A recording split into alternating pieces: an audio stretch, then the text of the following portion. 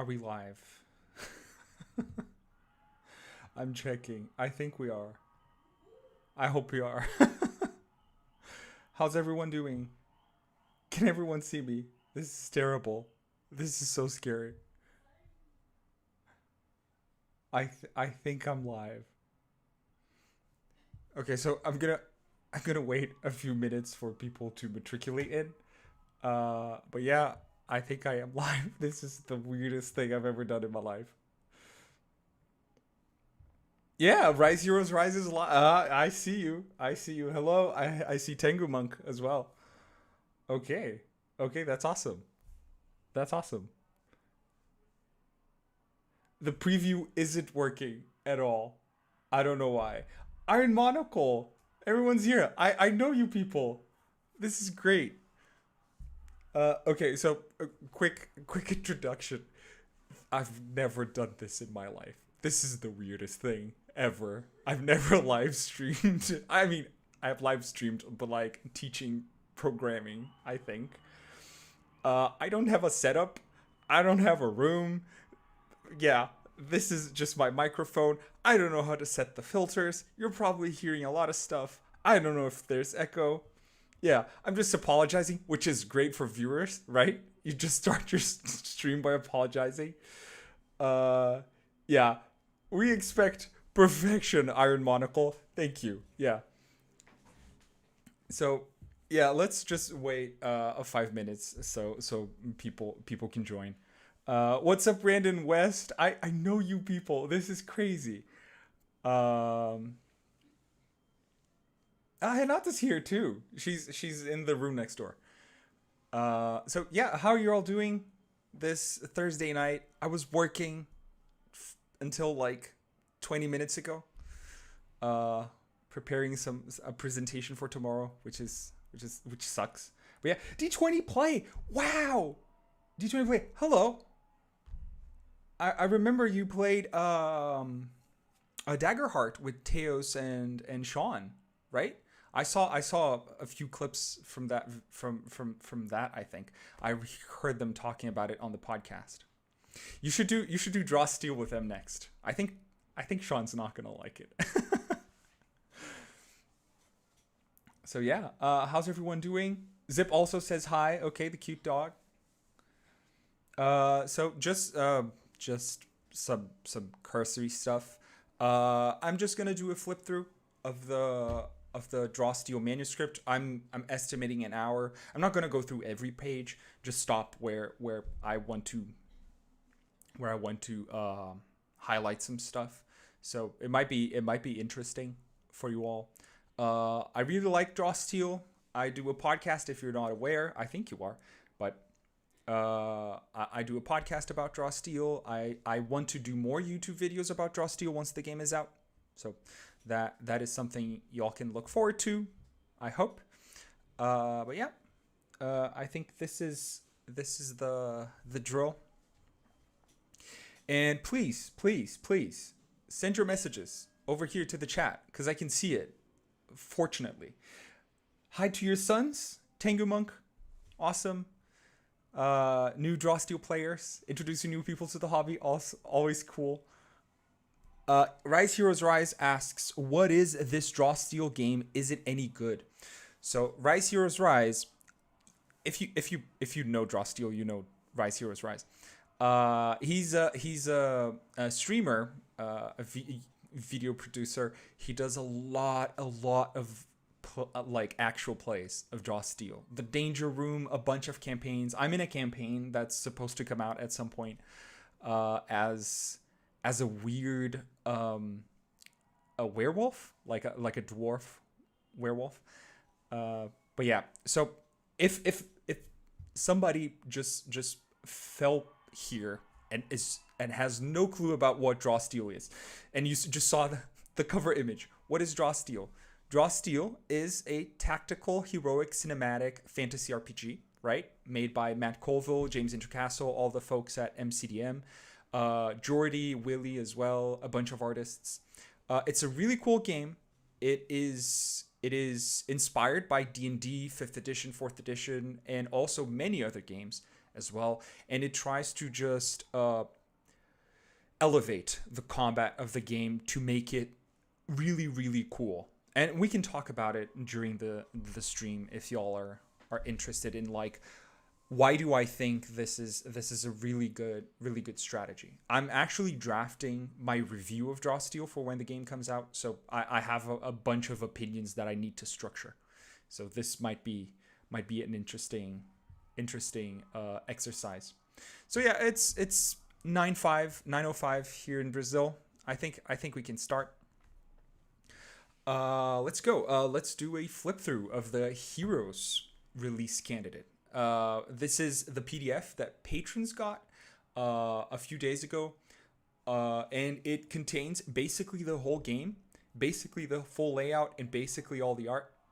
They just need to adjust a few of the layout bits and a little bit of the art, and I think they're also like proofreading to just make sure everything is in the right place.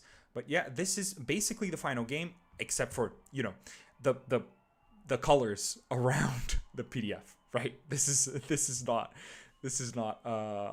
in the final product. These are just the instructions for the printer to check that the colors are accurate. But yeah, here on the left, it's a really nice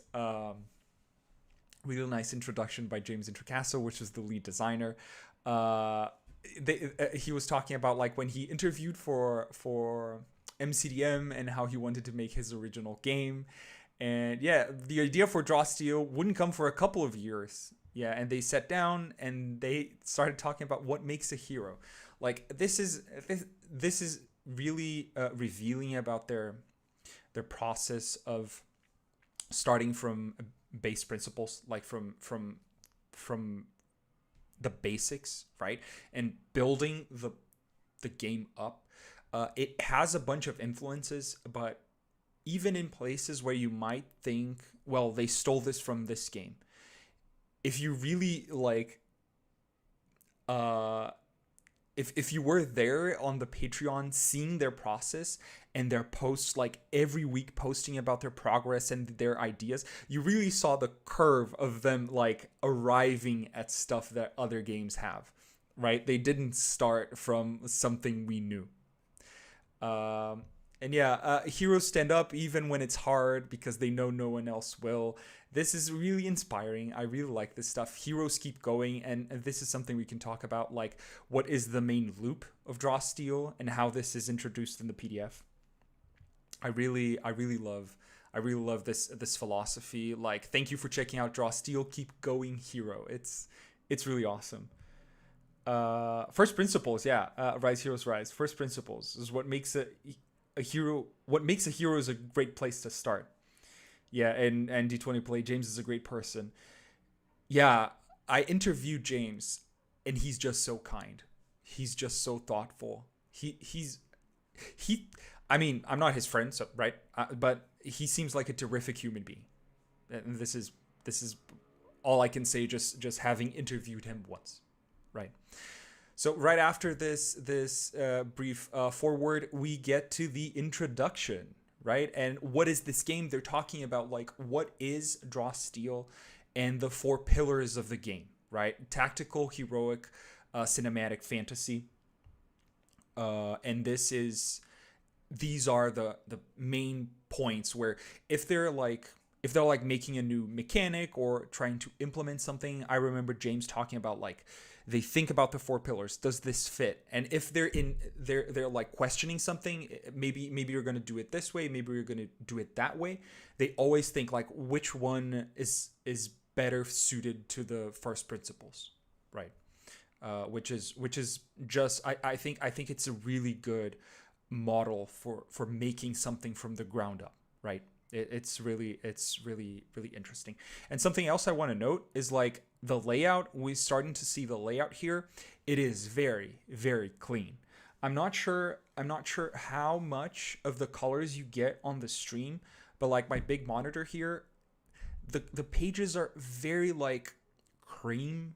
They're not white, they're cream. It's really elegant. I really like this font as well.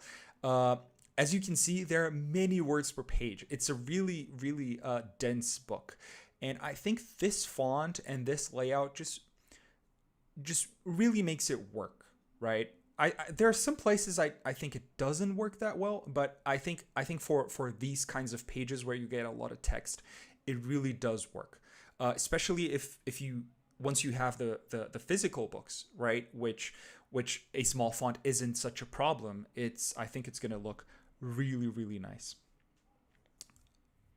Hi Vindicator. Yeah, I remember you from the Twitch streams. This is awesome. I love seeing people over here. James is great as long as your name isn't goodbye. Yeah, I mean, if you guys are watching Cry Havoc, it's James's campaign on Matt's Twitch. It's really good. But yeah, they here at the start they even talk about like other games that might interest you. So if you're looking for a focus on dungeons, check out Shadow Dark. If you're looking for wilderness travel, check out Forbidden Lands, Call of Cthulhu, Paranoia, even Daggerheart. They shout out Daggerheart, because I think this is I talked to John Denor from Goblin Points. We did an interview in January. This is one of the things that that we talked about. Like, they're not trying to court every single D&D player, right? This is not their audience. They're not trying to make a game that pretends it's about everything, which I think it's the right strategy here, right? D&D pretends to be about everything, and I'm gonna be very, very honest. I'm sorry, right? I'm not gonna set all the arguments here on the table. I'm just riffing. D&D, I think, pretends it's about everything, right? If you take a look at like even the text and the devs talking about the game, they're like, yeah, you can make it low magic, you can make it high magic, you can make it about intrigue, you can make it about dungeons, you can make it about combat. I don't think the game is well suited for everything, and I really do think it's mostly about the combat, right? The player's handbook is mostly focused on combat abilities, classes, and that kind of stuff. And there's a whole book just for monsters, right? The monster manual. And then the Dungeon Master's Guide has a bunch of instructions for how to run combat and that kind of stuff. You have 200, more than 200? I don't know how many spells you have, but most of those spells are for combat. They do damage in one way or another, right? What I think is D&D tries to give it like a veneer that this is a world and that this is real, right? And I think sometimes this gets in the way of really fun combat. I'm just gonna throw this out there. I see most advice online about D&D combat is how to make it faster, right? I see Sly Flourish talking about this. I see a bunch of YouTube D&D people talking about how to make your combat faster, more fluid, more dynamic. And I really do think we want to make combat as short as possible because the combat is not really fun, right? The fact that you're rolling a d20 and seeing if you're going to have a turn this round, I think it sucks sometimes, and it takes a long time for it to get back to you. So trying to condense the combat into a really short scene is interesting, and I think Daggerheart tries to do this in interesting ways. I've played a bunch of not a bunch, but like a couple, 3 times Daggerheart. It tries to make it just part of a scene, right? It's really fast. There are no bonus actions and that kind of stuff. But yeah, D&D most people want to make it short, and I think Draw Steel doesn't worry about this. It's trying to make it fun, not short, right? And I think you can do dungeons, you can do comedy, you can do intrigue with Draw Steel, but the game makes sure that the combat is fun, right? And it really leans into this. And this is my main opinion. Boa noite, Nick. Shut up. This is some Portuguese for y'all. Howdy 15 insight. But yeah, let's keep going. I thought we were going to be further along right now. The pillars here: tactical. This is self-explanatory. Heroic, self-explanatory. Tactical, you have a grid, right? Movement is important. Heroic, you're a big damn hero. Cinematic, I think this is a bit controversial. For instance, Daggerheart also uses cinematic as a keyword, and I think what they're trying to say here, the word I would choose for cinematic is like evocative, right? Because Daggerheart talks about like cinematic in the sense that you're not really thinking about the mechanics, most of the mechanics while you're in combat. It is cinematic and like, well, you can do whatever you want, not literally, but like it's really flexible. Here they're talking about cinematic like you can really visualize it, right? Really see the actions, they make sense, the names are evocative, the flavor text is awesome, this kind of stuff. And fantasy, yeah, it's got dragons and stuff. This is the map for Vastloria. Apparently, they might remove this map. It's part of the Ajax edition of the game. It's going to be a cloth map that you actually get in the Ajax edition. I wish I had gotten the Ajax edition, but it's really, really expensive.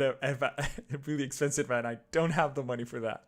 But yeah, it's really cool. I really like this style, and we're going to see a lot of art that I absolutely adore.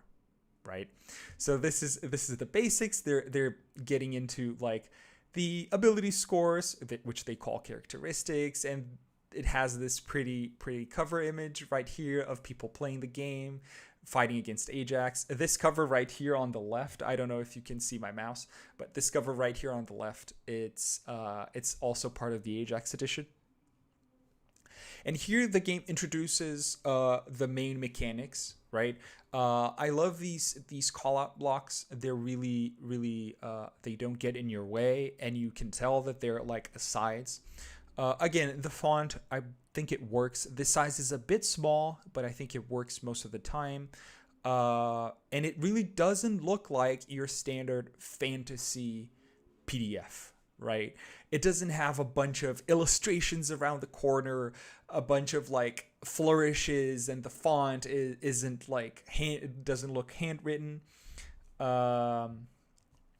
So yeah, they really want to make it a manual, a reference manual, which I think is a great goal. I do think it's a great goal because you want to use this book, right? It's a book for a game. You don't want to like have to like shove aside a bunch of flavor illustrations, that kind of stuff to get to the rules. I get that. I think it doesn't hit the spot for me in a few places, and I'm gonna talk about that. But it's very personal. It's not like objectively bad in any way. Hinata, the flavor text is chef's kiss. I love it. I love the flavor text. And Jake, might be a good idea to zoom into the section you're talking about. Very small on mobile. Good idea. I'm not used to using this thing. Yeah, I don't know. Do I? Yes, I can do this. Yes. Yeah, I might zoom in once we get to like a few particular places. But yeah, we're talking about the dice, penalties, bonuses, edges, banes, hero tokens, creatures. This is just the introduction, and I think the book really starts and hits you with the basics, and I love this. It does have an example of play here at the start, right? And I think if you don't know a lot about Draw Steel, the highlight for me are the power rolls, right? This is a bit like Powered by the Apocalypse, where you roll and you get 3 tiers, right? You get like a failure, a mixed success, and a success. But this applies to every combat ability, right? And you don't roll to hit. This is your roll, right? And if you roll badly, you just do a little bit of damage and maybe nothing else. If you roll a second tier, you do more damage and maybe an effect. And if you roll a tier 3, you're doing the maximum damage and the biggest effect, right? And this is perfect. I really love it. I really want to use this mechanic in other games, right? I think it's perfect. It's really heroic. Some people online are saying like, you can't miss. You can't miss. Obviously you can. On tests you do miss, right?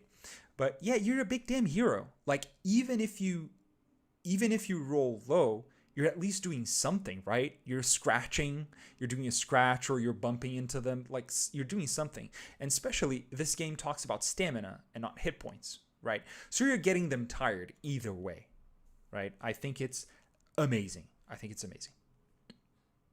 But yeah, you get this awesome quintessence art. I'm gonna zoom in here. How do I over here? You get this amazing illustration. I don't know who did this, but it's incredible. And you just get the higher planes. You get Axiom, the plane of order. You get Primordius, the plane of chaos. You get High Tower Station, which is where the Memenek come from, I think. And yeah, you get Quintessence, which is the plane of the elements.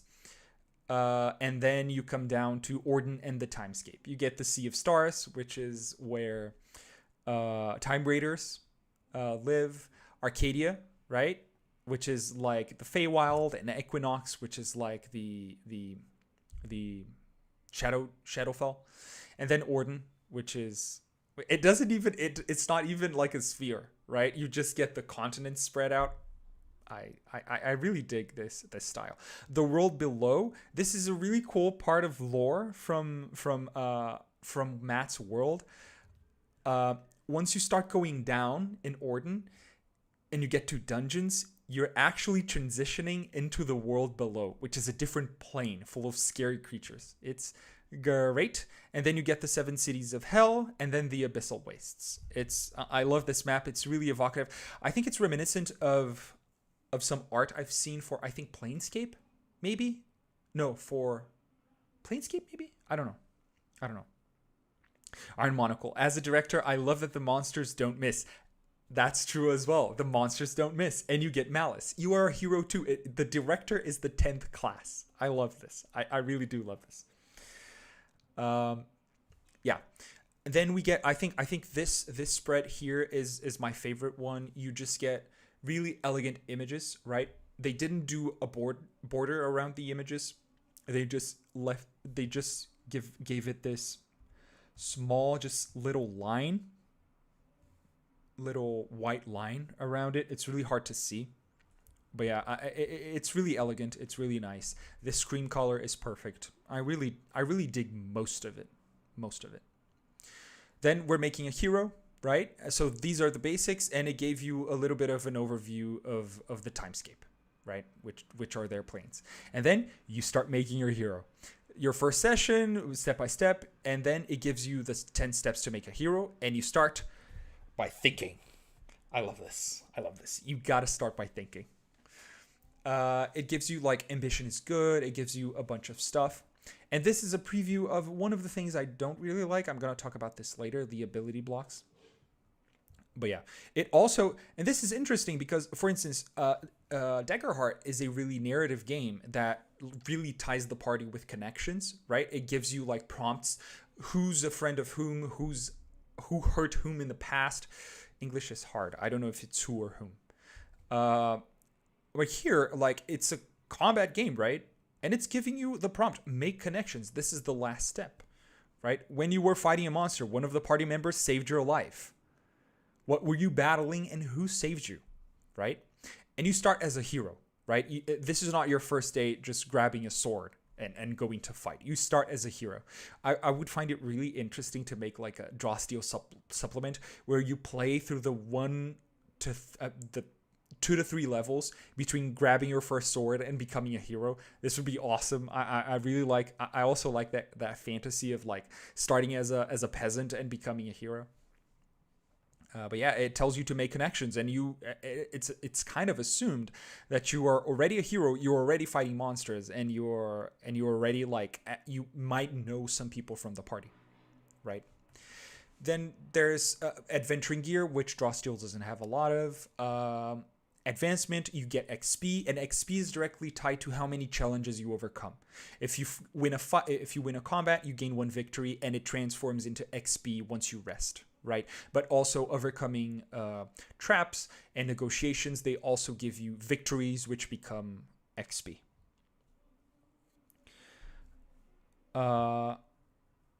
Players have often said after a game I ran, that was first level. Yeah, I think this is, I really like this. It might be, I mean, some people might not enjoy this, of course, and it's really complex. It's a really complex game, right? I don't think it's a game for everyone. It's more akin to like starting D&D at fourth level, third to fifth level or something, which is the part most people enjoy, right? This is the peak of the curve for most people, I think. I've seen people online, like there's an optimal level for a campaign, which is like seventh level. So just start there, right? Start at the fun part. The problem is you have to learn a lot if this is your first time playing. A lot, right? This is the kind of art I love. I do have a soft spot for like medieval art, this kind of medieval art. And like imagining these people in a medieval world, like a time raider. Like my setting doesn't have time raiders like commonly, right? And neither does Matt's. But just imagining like some peasants in rural Europe just seeing a time raider, it's like this is we need to record this somewhere, right? And they make like a on the windows of their churches, they put time raiders and Hakan and dwarves, revenants and Memenek. It's so cool. It's so cool. So again, some people won't enjoy this because it's very high fantasy, I think, very high magic. Obviously, you don't have to allow every ancestry in your game, but just having it there might upset some people. But yeah, I don't really care. Yeah, Iron Monocle. This is also my impression. My players have been a little overwhelmed the first session, but after a combat or two, they're loving it. It's also my impression. Like it really takes a while to get going, but then once you do, it's really really cool. And they're making the Delian Tomb, right, which has some introductory pre-gens, which you don't get all of your abilities at the beginning, and you get more abilities as you play. I think this is the right way to introduce this game. So these are Ancestries names. I love this art. This is by a Brazilian author. I forgot his name, but it's by a Brazilian author. I follow him on Instagram. This is amazing. If you take a look at the art, if you take a look at this art, there's so many details.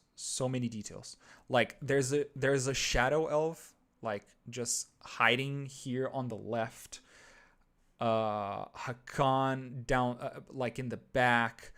There's a dog, and there's like here in the middle left, there's a gnome riding a squirrel, right? If you blink, you'll miss it.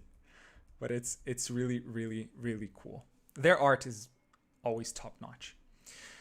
The devil, and we start with the ancestries, and here you see one of the interesting parts of their choices. Every ancestry has like a lot of flavor text. Not really flavor text, but some fiction, right?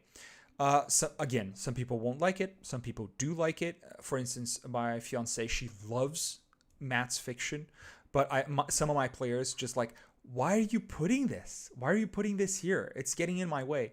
I mean, I don't think it gets in the way. The traits are over here, right? If you don't want to know anything, the traits are over here. And if you want to know like the basics, it's over here. I'm fine. And here you see like every ancestry has purchasable traits. So not every devil is the same. Some have glowing eyes, some have beast legs, but they all have silver tongues, which is really cool. Then we have dragon knights. I love this art.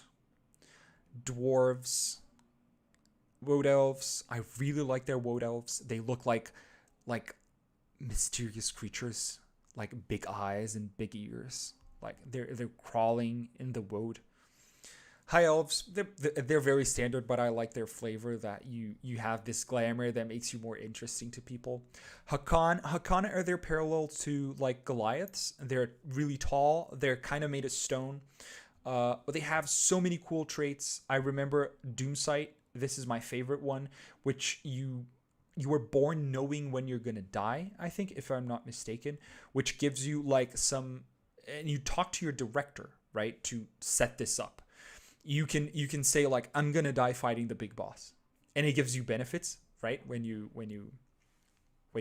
are actually fighting the big boss, and if you die before, you just turn to dust.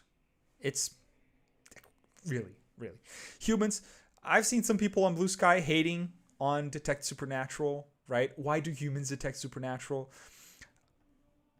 In our world, there's no magic. If you went to a world with magic, how do you know you're not going to be able to detect supernatural? You can't tell, right? So this, to me, this is canon. This is like real Earth canon. Yeah, Iron Monocle. I like that Woad Elves are not just humans with pointy ears. They have become the main elves in my homebrew world. Yeah, I love that.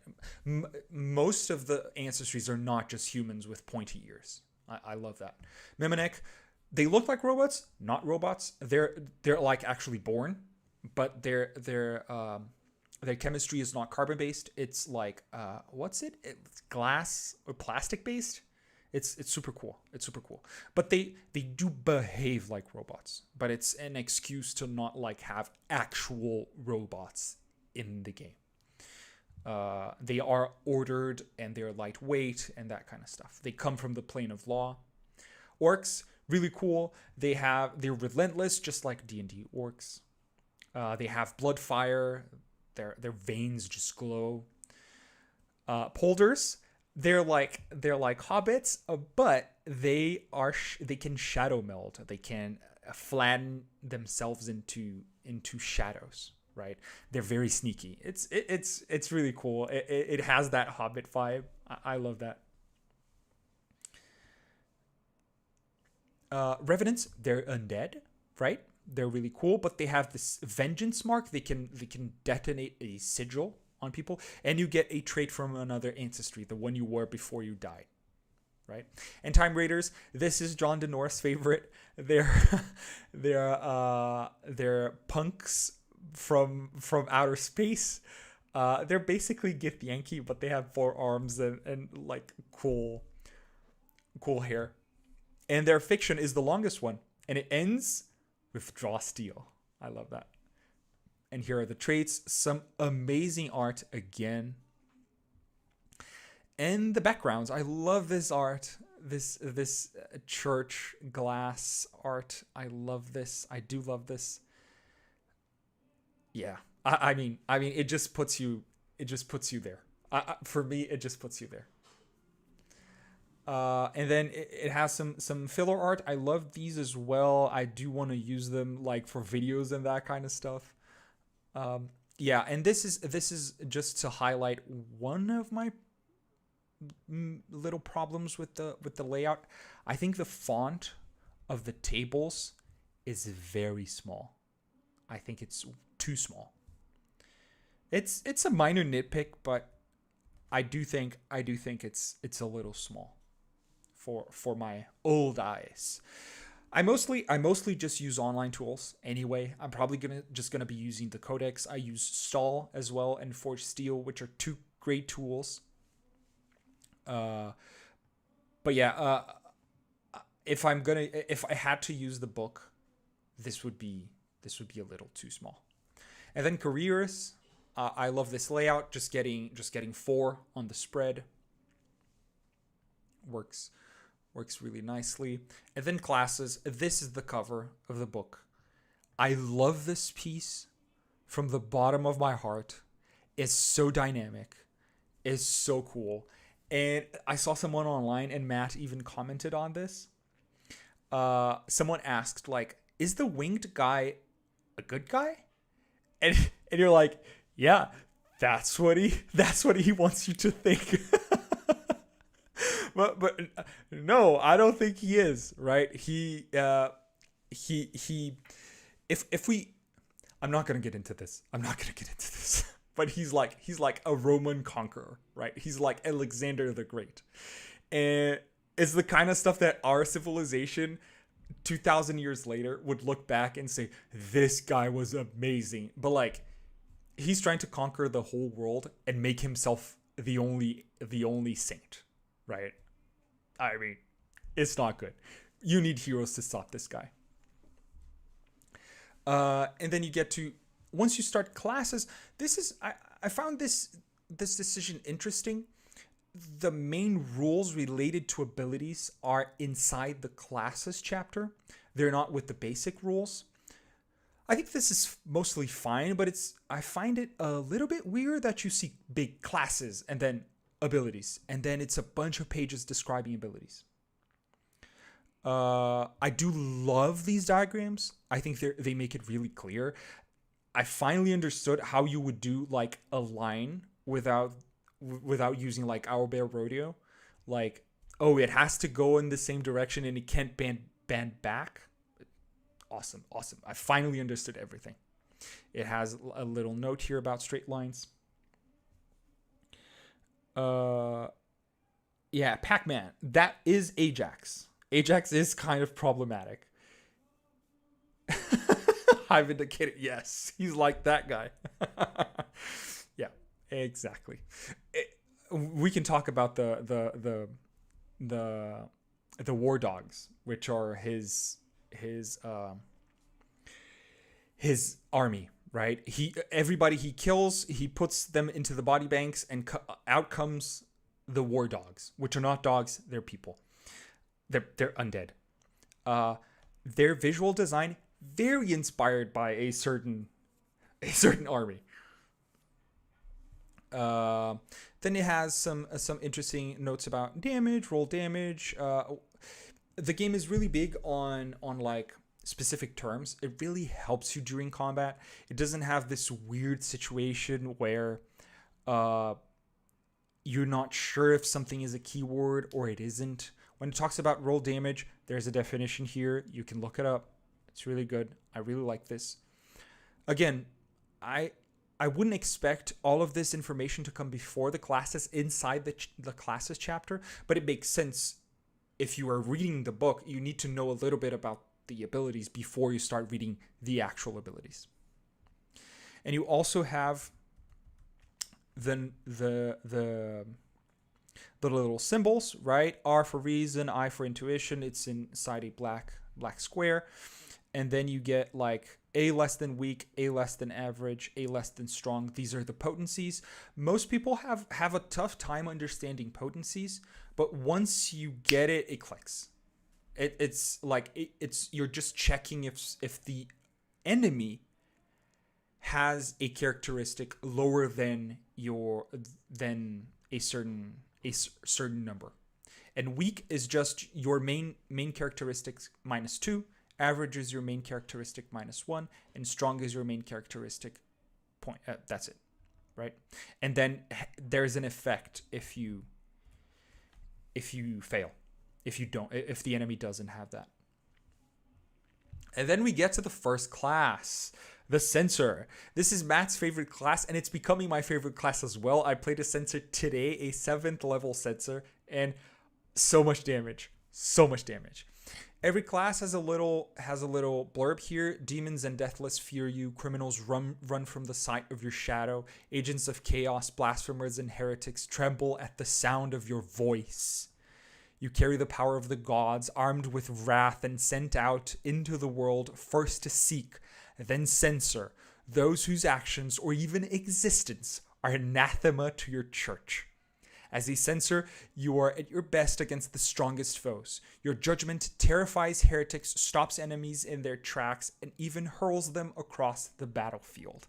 And then you get a quote from the illustration here. The person illustrated, "We fight until hell is empty." Dude, this is I get the goosebumps. This is crazy. I love this. I do love the flavor. I do love the art. And then you get just one page giving you the basics of your class, and then starting your first level features along with the advancement, right? This is what you get for your advancement. And then you can just go over the abilities here. There are some images. Every class has a bunch of images illustrating that class in action, right? So this is a censor like helping its friends, right? this is a much scarier sensor, like abjuring someone.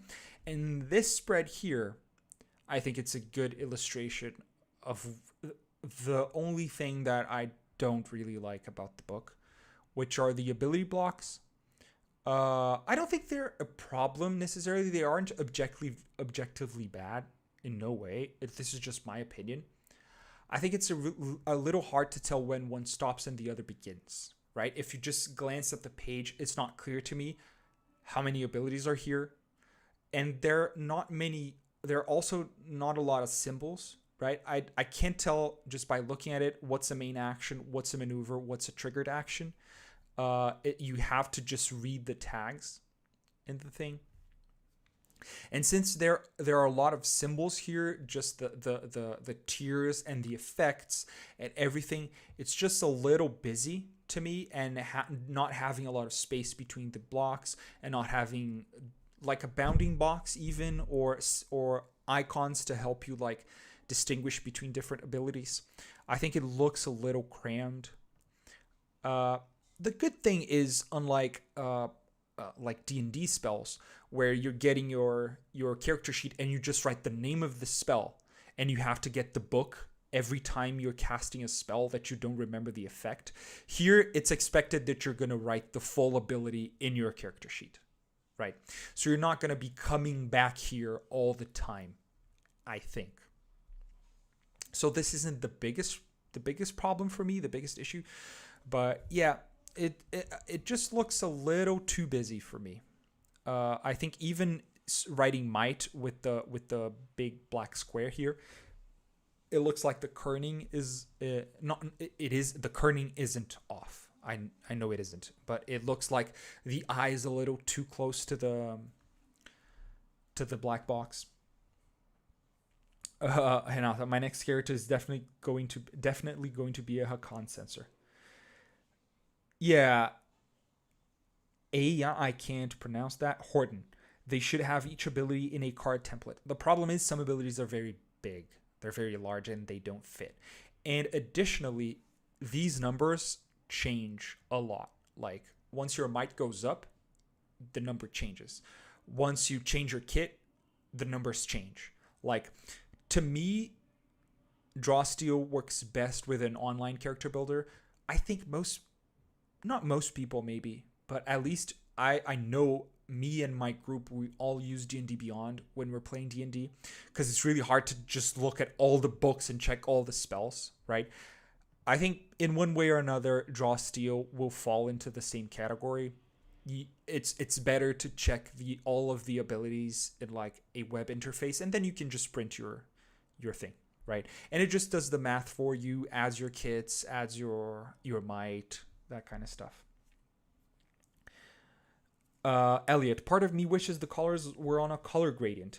Yeah, I understand them not wanting to add a lot of color. As a colorblind person, color doesn't necessarily help everyone. But yeah, I can see that some color would be helpful. Yeah, accessibility. Oh yeah, Liquid Saber. Yeah, they have a card format on the character sheet, but yeah, it's meant for you to write there. The abilities don't come in cards. Does copy pasting this mess up the formatting? It does for me. When I copy this, it just messes it up. But there's already a bunch of resources online that have all the abilities in neat cards, right? Some people are actually doing cards on the Discord.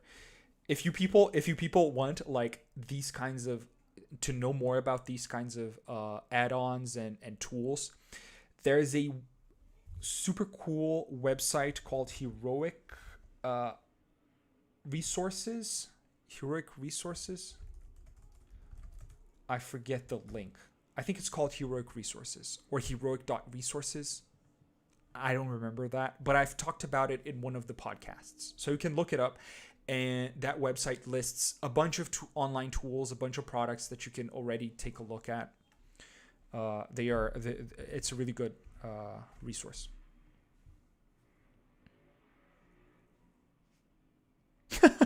I was agreeing with you, not Elliot. I don't agree with the guy who tries to kill my polar tactician every Saturday. I love this. I love this. A lot of people are playing Draw Steel already.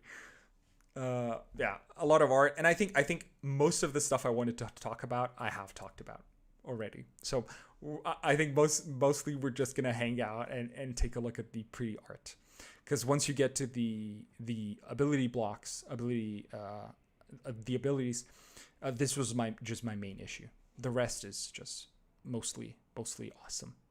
Oh, this Dragon Knight in like golden full plate with the wings and everything. Fuck off. So good. Then the Conduit. I really like, I think it's Dazar. Yeah, Dazar. The gods judge our actions and our inactions. Like not helping people also dooms you. It's really good art. And conduits are your healers, but they, unlike in other games where you have to like waste your turn healing someone, you do get more stuff to do than just healing. This art, I think this is by Grace. Grace is one of the most talented artists I've ever seen. Yeah, heroic.tools, High Vindicator. Thank you so much. Heroic.tools. Heroic.tools. Yeah, I'm going to paste the link in chat. It's really good. Check it out. There are websites and podcasts and videos, everything.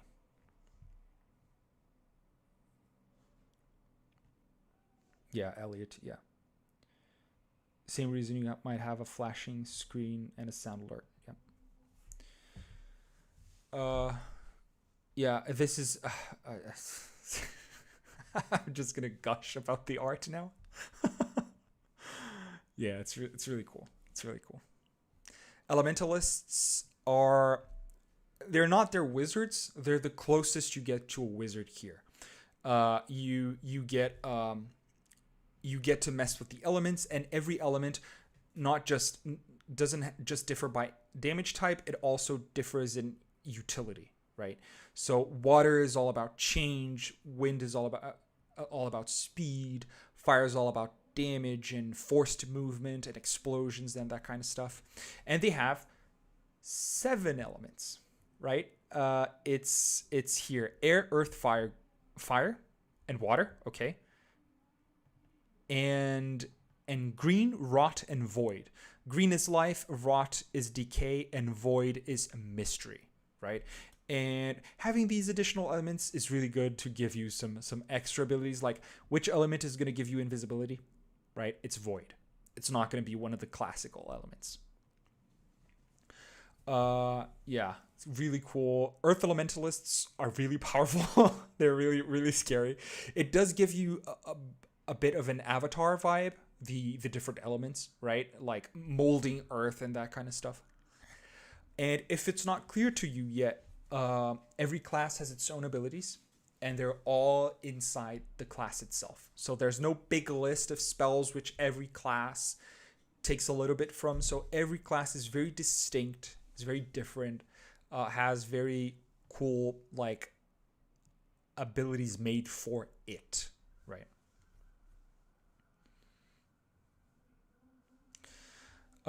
Green elementalists, this is a nice table here. Green elementalists can transform into animals. So this is the closest we're getting to like a druid, right? They don't have this druid fantasy of the class that just transforms into animals, and it's also a caster. So here you're this is the whole theme of the class. This is just a subclass. A green elementalist can have animal forms, right? And you do gain a few bonuses, but as far as I am aware, because I haven't played a green elementalist, these are not mainly meant for combat. They work for combat. You do get like some bonuses, but you do have some special abilities, right? You gain an edge on tests that involve smell, right? When you're a canine. Here's a green elementalist. Here's a fire elementalist, a polar fire elementalist. Again. And repeating art is expected. They're still getting these arts back from the artists. And this is Embers at level 10. So yeah, I forgot to say this. Every class I think ends with the level 10 version of their iconic hero. And this is just Embers. She's a void elementalist and just with the black hole behind her. Awesome. I've only played pre-gen elementalists, but it's very revealing that my favorite class so far is a melee class instead of a caster. Yes. Most like veteran D&D players like casters because you have a lot of options. And here, every class has options. And this bugs some people. Some people don't like this. Yeah, it wasn't clear if the green elementalist can still use heroic abilities in animal form. I don't know. But yeah, I don't think I'm going to take a look right now. But you get it at second level. You can use a maneuver to shapeshift into a type of creature on the green animal forms. While in animal form, you can speak, and you use your reason score to make melee free strikes. Your statistics stay the same. Prerequisites. As far as I can tell, you can still cast spells. Furies. There are barbarians. Corva's tag is like death. So cool. And yeah, if you take a look, right, you have the same number of abilities as a caster, right? And this is not magic. This is just cool abilities, right? So you're pushing people around, you're making them bleed, you're weakening them, you're frightening them. There's nothing magic here. Most of it's not magic. You do get like thunder roar. You unleash a howl that hurls your enemies back, right? How magic is this? Like, I mean, it is kind of magic, but it's so fine. It's fine, right? When people complain that like, oh, every class casts spells. Can we have fun?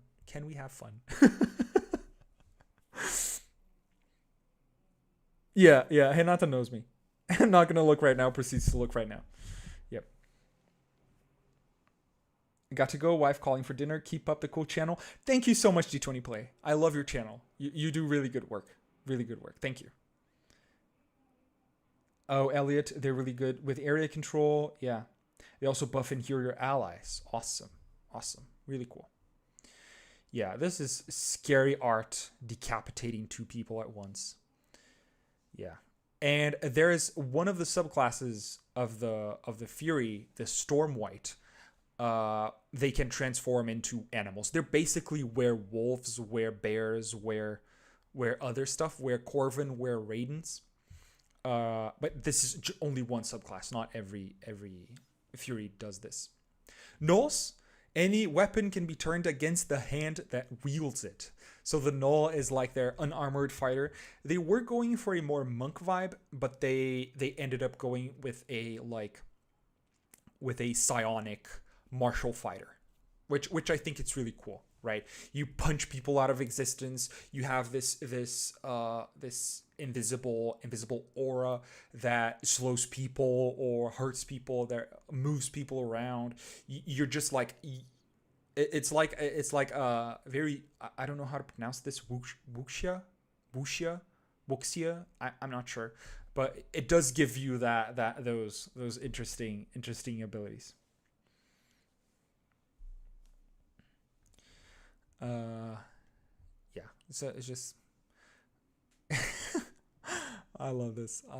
Look, there's like this psionic shield protecting people, just jumping really high. Yeah, and this is the 10th level, like achieving like utter peace, right? Utter like oneness with the universe. I cast the bad guy to the ground. I cast punch, right? I cast fist.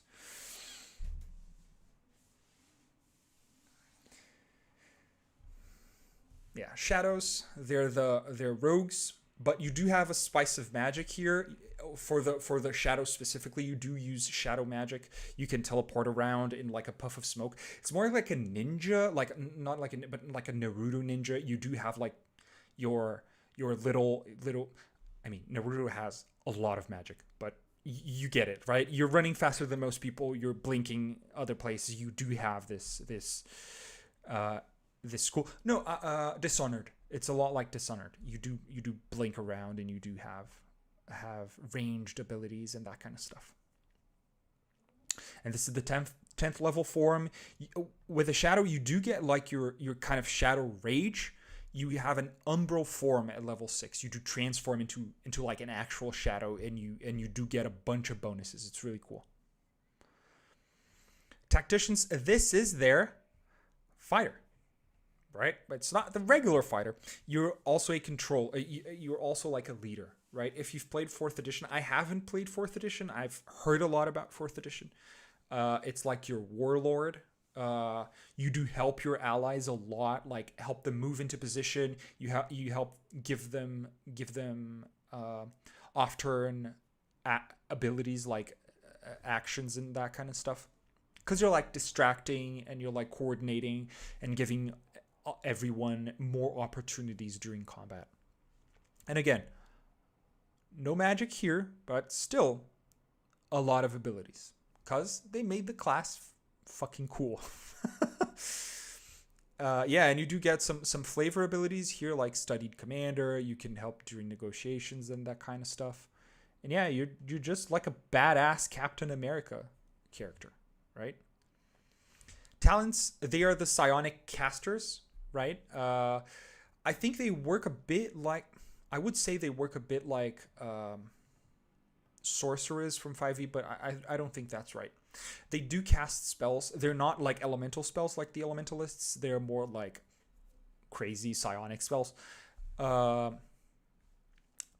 you do get, you're the only class that can go into your heroic resource negative. You can go negative on your heroic resource. You do get like a condition called strained, and you do get benefits and drawbacks. So you're always like, you're the only class that can go into combat and use your most powerful ability just out of the gate, right?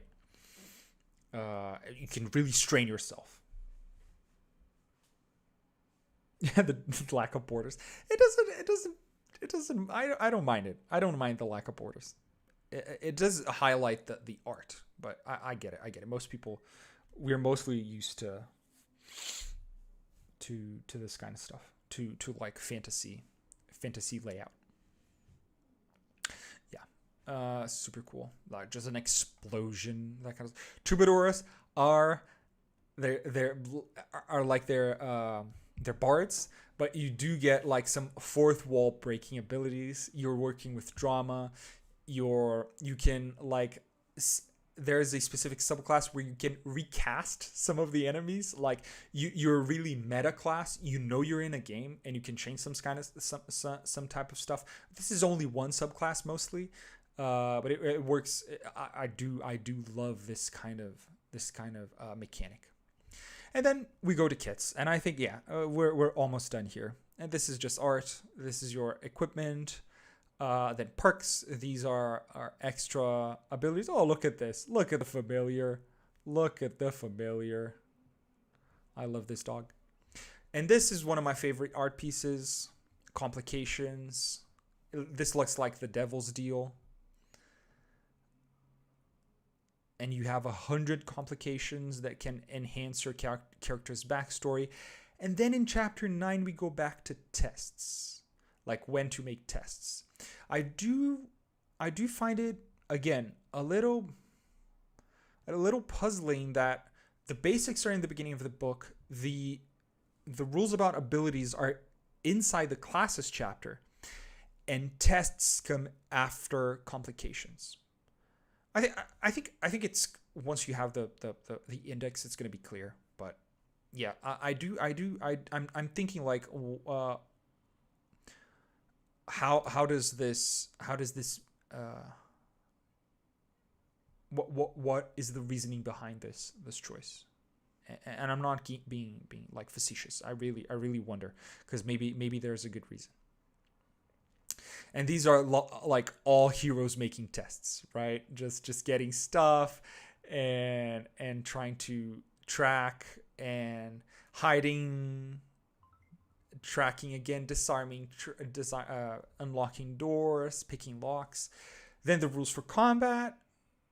Again, more diagrams. Love those diagrams. Gotta love those diagrams. Your standard maneuvers, your standard actions, your standard free strikes, damage, object stamina, negotiations, which is a whole system from for draw steel to for when you want to interact with like high ranking NPCs who have something to gain from you and you have something to gain from them. It just really helps you like have a mental model of like really important NPCs. I tell my players to roll twice on the complications table. Ooh, this is cool. This is cool.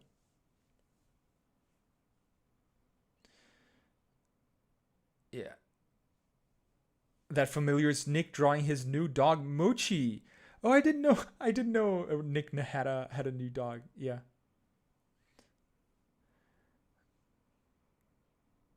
Troubadours are demigods. Willie's design. Yeah, it was Willie's design. Yeah. It's really cool. Downtime for when you're not adventuring. You can improve your items and craft stuff.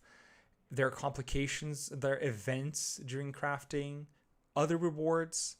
Treasure, and since you don't have gold in this game, you just have gold tiers basically. You do have loads of consumables, loads of trinkets, loads of level treasures, just a bunch of stuff for you to use. I love some of this art. I think most of the art. I love most of the art. Just really cool. Really cool. I wish we had more item illustrations because it's really interesting. Yeah. Gods and religion. This is like a flavor chapter, like lore chapter, to help choose your gods if you are like a conduit or a censor. Zax, gods of the space gods of the Timescape. Zax. I remember Matt saying this in a stream, and this is my favorite illustration. This is for the director part, and this is like a medieval illustration, and here's like a party playing draw steel, right, with the dice and everything around the table with the sheets, with the dungeon map, and here above is just what's happening in their imagination. I love this illustration.